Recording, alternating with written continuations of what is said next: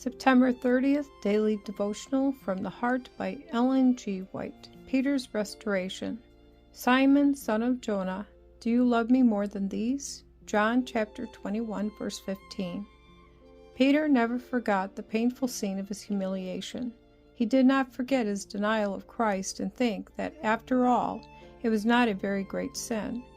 No restoration can be complete unless it reaches to the very depth of the soul by the transforming power of the Holy Spirit.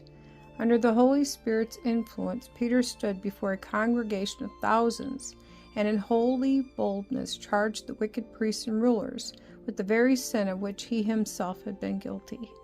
3 times after his resurrection, Christ tested Peter. "Simon, son of Jonas," he said, "lovest thou me more than these?"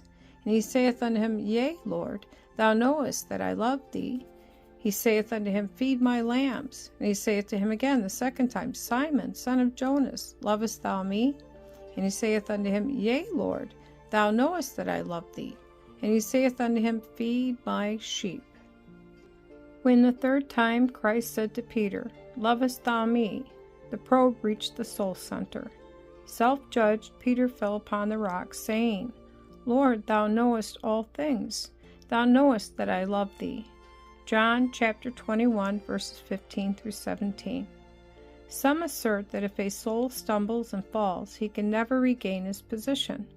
But the case before us contradicts this. Before his denial, Christ said to Peter, When thou art converted, strengthen thy brethren.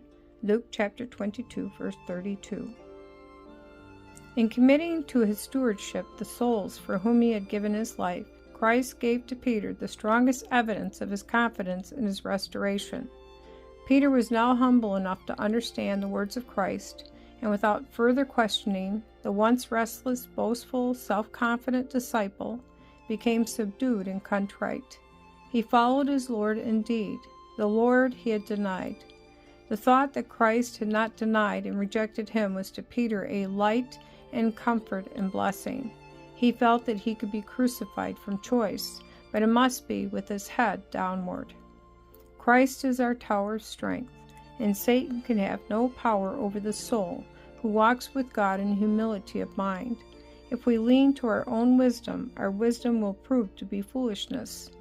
But if we will give ourselves unselfishly to the work, never swerving in the least from the principle, the Lord will throw about us the everlasting arms and will prove a mighty helper.